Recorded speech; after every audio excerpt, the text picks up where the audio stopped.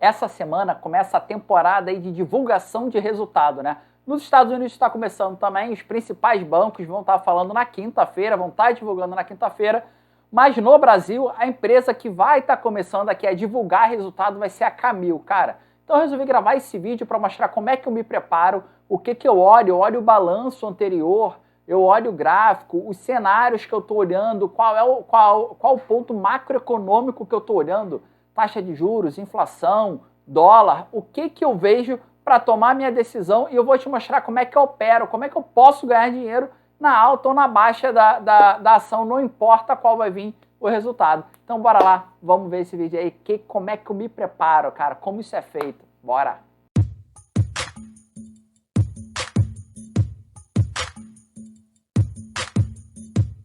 A divulgação de resultado é um momento que muitos investidores eles ficam ali naquela expectativa, né? Obviamente eles querem ganhar dinheiro, né? As ações que eles estão em carteira, eles querem, na verdade, que a empresa venha com lucro maior ainda. Mas o fato é que como é que a gente começa a entender esse cenário? Como é que a gente cria uma expectativa? Obviamente, além de ler, né, e ouvir outras opiniões de analistas, né? E aí é importante entender que, cara, se existem pessoas que são especializadas no varejo, outras são especializadas em commodities, são negócios totalmente diferentes. Não dá para a gente entender tudo de tudo, né? Mas o que que eu faço, né? Como é que eu me preparo? Vamos lá. Primeiro ponto que eu vejo, as ações que eu tenho em carteira ou então ações que eu estou querendo atuar numa especulação, né? E aí eu vou caminhar para um lado de opção. Eu analiso a ação para estar entrando numa especulação de opção e fazer dinheiro dessa forma. O que que é o ponto? O que que eu estou olhando? É o seguinte, por exemplo, vamos falar da Petrobras, que a Petrobras é mais fácil aí da galera estar entendendo, tá? O que que nós temos em Petrobras? Bem, a gente tem um cenário que o petróleo vem aumentando. Tá bom, a Petrobras, ela vem corrigindo o preço? Tá bom, beleza, ela vem corrigindo o preço. Vai vir, antes de vir o resultado, já começa a ter aquela expectativa do relatório de produção dela, né? Então, assim, tá produzindo mais? Tá produzindo menos? Tá bom, o dólar impacta na Petrobras? Então a gente começa a ir analisando e entendendo se aquela empresa dá para a gente vir com uma expectativa boa ou não. Petrobras é um assunto que a gente sabe mais um pouquinho, né? Tá sempre na mídia. Vamos falar de varejo, tá? O que que nós temos no varejo? Esse trimestre, né, que a gente vai estar recebendo o resultado, ele compreende de abril até o final de junho. Então vamos lá. O que que nós tivemos nesse período? A gente teve Dia das Mães, nós tivemos Dia dos Namorados. Eu li alguma coisa a respeito que a venda do Dia das Mães superou a expectativa? No Dia dos Namorados, rolou alguma coisa que superasse a expectativa nesse momento? Tá bom, lembrando que existe o varejo de calçado, o varejo de vestuário, o varejo de linha branca, né? Então, assim, existem também N segmentos aí dentro, né? Subsegmentos dentro do varejo. Mas isso é o que eu começo aí olhando. Então, vamos lá. A taxa de juros aumentou? Aumentou. A inflação aumentou? Aumentou. Isso impacta no varejo? Impacta. Então, a gente começa aí tendo uma noção, a gente começa aí vendo um cenário macro dentro daquele setor específico, e aí eu começo a ter a minha expectativa de como é que pode vir aquele resultado. Eu não pense que eu vou falar assim, ah, não, agora a Magalu vai dar tanto de resultado. Não, não é isso. Mas eu começo a ter uma noção e comparar, por exemplo, com o trimestre anterior, né, apesar da sazonalidade, e com o mesmo trimestre do ano passado, que aí eu não tenho o mesmo período de sazonalidade. Mas será que eu estava tendo coronavírus? Será que estava tendo lockdown no ano passado? Será que isso impactou? O dólar numa exportadora, ele estava mais alto do que ele está hoje? Entendeu? Então a gente começa, por exemplo, eu falei da Petrobras, se eu for ver a Vale, olhando para uma Vale, quanto estava o minério de ferro exatamente no segundo trimestre do ano passado e quanto está agora? A Vale, ela exporta muito para a China. Como é que estava a economia da China lá atrás e como é que está agora? Então são coisas que eu começo aí pontuando dentro de um cenário macroeconômico, respeitando o que cada indicador, seja a taxa de juros, inflação, né, o dólar, o que cada indicador ali, ele vai pesar mais de acordo com um determinado segmento, né? O dólar para uma empresa que não é importadora, né, ou que o material, né, o insumo dela, de repente, não seja importado, ou que ela não exporte, ela não vai estar tão exposta ao dólar, né, quanto estaria uma exportadora, ou uma empresa que tenha um custo de importação bem atrelado ao dólar, né? Então, assim, isso acaba influenciando e varia de negócio para negócio. Beleza? Então, até aí, a gente fechou num cenário mais macroeconômico. O outro ponto que eu costumo falar é o seguinte, normalmente a economia, ela conta uma história. A empresa não é diferente, a empresa também ela pega e conta a sua história. Quer ver um exemplo? Teve um determinado período que eu estava analisando o resultado lá da Raia Drogasil. E até aí tudo bem. E aí eu estou analisando, estava estudando ali, vendo o que foi que a diretoria, né, colocou de comunicação para o acionista. Né? Eu sempre olho, eu não olho só número, né? Eu olho a história que está por trás também desse número. E a diretoria colocou o seguinte, que a empresa apresentou um resultado XYZ, mas que estava abrindo no meio do trimestre mais tantas lojas, tá? A Raia Drogasil. Então, estava abrindo tantas lojas e que essas lojas ainda não tiveram um grande impacto naquele trimestre, já que tinha aberto ao longo do caminho. Então, qual era a minha expectativa para o próximo trimestre? Que aquelas lojas tivessem um peso maior e jogasse o faturamento para cima. Então, é a historinha que a gente começa a ir vendo e aí posicionando. Então, eu olho o balanço anterior, eu dou uma comparada, tá? Dou uma analisada no balanço, e aí depois eu vou entrar um pouquinho mais no detalhe o que eu olho. Eu olho 3 pontos só praticamente do balanço, tá? Mas eu vou falar um pouquinho sobre eles. E aí eu dou uma analisada e vejo essa historinha. Então, no próximo trimestre, eu falei, cara, bem, a Raia Drogasil, então, tem que me apresentar, consequentemente, uma receita maior, né? Um custo que não tenha impactado tanto, apesar de ter uma abertura de loja, e, consequentemente, um resultado operacional para chegar num lucro melhor também, tá? Então, essa foi uma das historinhas aqui que a gente acaba vendo quando a gente está lendo o comunicado que a empresa faz. Um outro exemplo, na época do coronavírus 2020. Cara, a Cogna, né? Hoje, ninguém quer a Cogna, mas antigamente muita gente queria, muita gente estava posicionado. Qual era o ponto da Cogna? Na hora que a gente teve uma mudança, que de repente a gente não podia ir mais para a sala de aula para estudar, tudo ficou muito no digital, o ensino à distância. A Cogna estava preparada? Qual foi o tempo que ela teve e o tempo que ela realmente ajustou para pegar e conseguir fazer essa movimentação a ponto de não ter tanto impacto na sua carteira, né, na sua base de clientes? E aí você começa a analisar, bem, a Cogna ela tem o quê? Ela tem faculdade? Dá para fazer o ensino à distância? Pô, dá. Ela tem ensino, de repente, infantil, né? E aí ficaria mais complicado. Aí a gente começa a ir analisando. O ponto é que a Cogna não estava preparada para aquele cenário, as ações despencaram, a gente até recentemente a gente começa a ver uma alta aí nos últimos dias de Cogna, mas o ponto é que aí a gente tem que começar a ver que houve uma mudança totalmente no cenário, não só para o setor de educação, mas como é que cada empresa estava preparada ou não para aquele cenário e como é que ela estava consertando isso, como é que ela estava se reposicionando de acordo com o novo cenário. Então a gente começa a ver se haveria uma expectativa daquele problema ser resolvido e para o próximo trimestre ou nos próximos 2 trimestres, se aquilo dali seria recuperado. E aí é nessa que eu pego uma ação que está caindo, uma ação que está barata, mas que com o tempo ela tende a pegar e aí revalorizando, tá? Então, Cogna continua lá embaixo, tá? Estou dando só o exemplo, Cogna continua lá embaixo, mas são pontos que a gente começa a ir observando quando tem uma mudança de cenário, quando tem alguma mudança no ambiente macroeconômico, como é que a empresa vai responder? E a resposta precisa ser rápida. Se ela pegar e demorar a responder, consequentemente o resultado vai demorar a vir também, tá? Então, eu falei de balanço. Marcelo, o que você olha de balanço? Marcelo, eu olho aqueles números e eu não entendo nada. Seguinte, o que eu olho? Toda empresa, ela quer dar lucro, né? E às vezes um sinal de um lucro maior do que no trimestre passado, muitas pessoas confundem isso, né? E às vezes não entendem.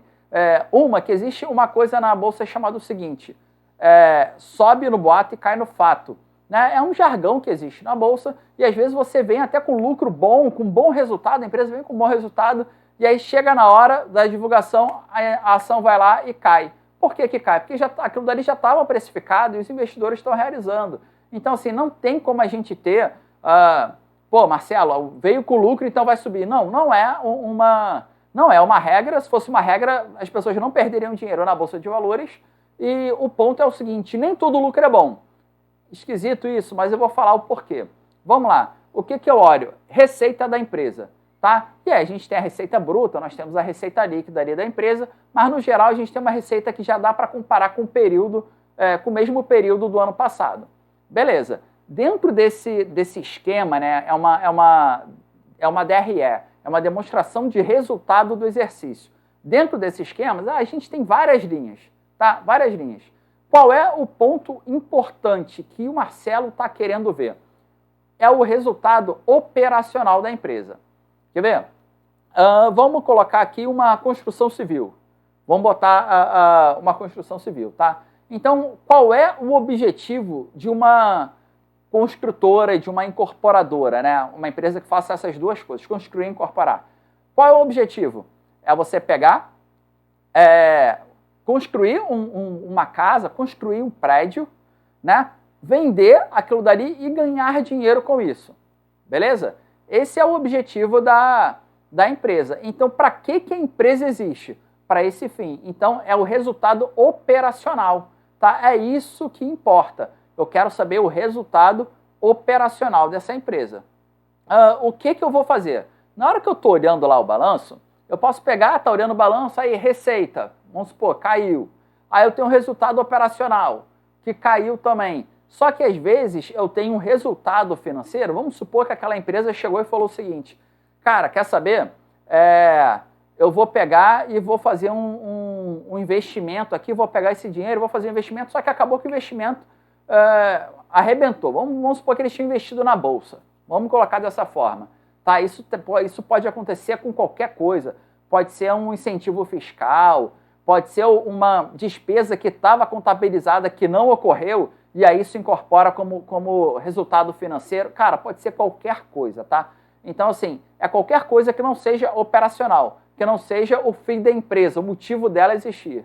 E aí aquilo dali vem um baita resultado, né? Um resultado financeiro grande, forte, que não é o objetivo da empresa, mas que foi lá e aconteceu com ela. O que vai impactar no lucro? O lucro vai lá para cima. Aí você olha o resultado e fala assim, cara,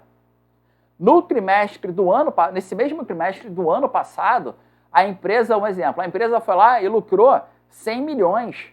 Cara, esse trimestre ela lucrou 200 milhões. Cara, maravilhoso, dobrou e tal. Não quer dizer que foi bom. Por que não foi bom? Justamente porque o lucro não foi pelo motivo dela existir, não foi pela razão dela existir. Ela não foi lá e teve um resultado operacional melhor, porque ela aumentou a receita dela, ela melhorou, de repente, os custos, as despesas operacionais dela, e aí, com aumento de receita, uma redução de custo, né, vendeu mais imóvel, ela teve mais lucro. Não foi isso. Foi uma coisa que não teve nada a ver com a natureza da empresa para ela chegar e ter gerado aquele lucro. Então, esse lucro foi bom? Marcelo, todo lucro é bom. Cara, dinheiro no bolso todo mundo quer, mas não quer dizer que a empresa teve um bom resultado. Não quer dizer que aquele lucro dali corresponde à venda de imóveis, por exemplo. Entendeu? Então, assim, esse é um ponto. Imagina um McDonald's. O McDonald's foi lá, ele ganha dinheiro vendendo sanduíche, tá? No geral, ele vende sanduíche. Só que aí, de repente, o McDonald's chegou e falou o seguinte, cara, quer saber? Eu vou pegar os imóveis que eu tenho aqui, tá? Que são baita bem localizados, né? Até esqueci o nome do fundador lá do McDonald's. Ele fala que o negócio dele não é hambúrguer e sim imóvel, né? Porque é pela localização, ele está nos principais pontos do mundo. Mas a receita dele, ele ganha dinheiro vendendo sanduíche. Então, ele vai lá e fala assim, cara, vou vender os 100 imóveis mais caros que eu tenho nos Estados Unidos, tá? Pô, beleza, o cara foi lá e vendeu os 100 imóveis mais caros. E aquilo dali deu um boom no lucro dele. Cara, aquilo dali foi bom? A menos que tenha sido algo estratégico, proposital, um reposicionamento, o mercado está mudando e ele está se ajustando ao mercado, salvo essas condições, aquele lucro não foi por causa da venda do sanduíche. Foi porque ele vendeu imóvel, só que ele não fica vendendo imóvel. Ele tem que ter imóvel para poder vender o sanduíche dele, tá? Então, esse é o conceito aí. Então, nem todo lucro quer dizer que é um bom sinal. E mesmo assim, quando é um bom sinal, não quer dizer que a ação vai subir. Tá? E aí eu vou falar para você, só um ganchozinho, né?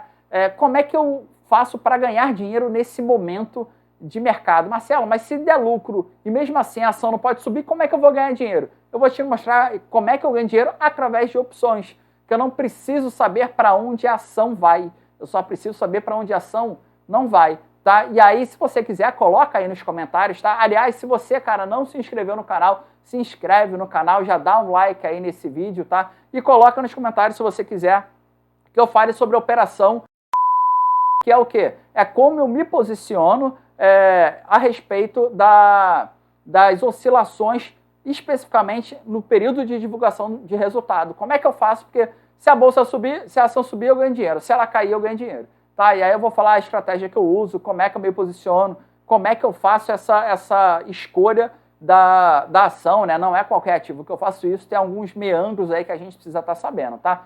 Qual é o outro ponto, cara, que precisa ser olhado aí, tá? O ponto é o seguinte, tem empresa que, por característica, ela dá uma oscilação muito grande num período de divulgação de resultado, tá? Tem vezes que você olha no gráfico e aí você vê que está armando um setupzinho, e aí ela divulga o resultado, ela vai lá e nem parece que teve alguma coisa, né? Ela tem uma oscilação normal. E tem empresas que não, tem empresas que vão lá e dão um boom, né? Às vezes você está olhando o gráfico e aí divulgou o resultado, no dia seguinte já abre em gap de alta, já abre em gap de baixa, né? E aí se você não está posicionado antes, quando você vê, já foi. Então, cada ativo, cada ação, ela tem uma determinada característica para uma divulgação de resultado. Então, tem ações que vão ter uma volatilidade maior, tem ações que vão ter uma volatilidade menor. Historicamente, vale você pegar em busca de cada ativo, entra no site da empresa, vai na parte lá de relacionamento com investidor, vai na parte de calendário de evento, né? E aí você vê os eventos que já passaram. Tem vezes que a empresa ela não deixa lá disponível, né? Que dia que foi a divulgação, por exemplo, de resultado do primeiro trimestre de 2022. Mas dá uma olhada, de repente procura algum site que tem essa informação e depois você vai no gráfico. Vê se aquela ação chacoalha muito, se ela tem muita volatilidade.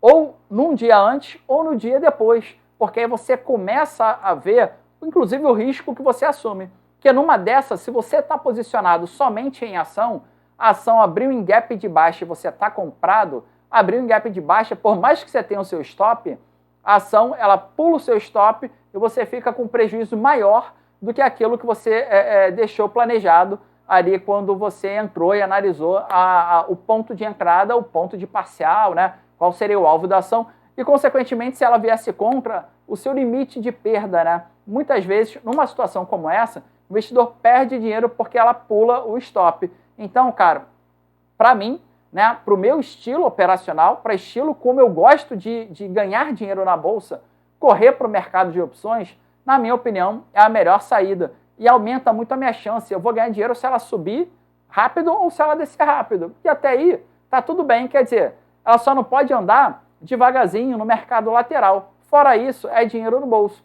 Entendeu? Então, essa é a forma como eu me preparo para o mercado como eu me preparo para a divulgação de resultado e eu vou para o mercado de opções para montar minha estratégia, entendeu?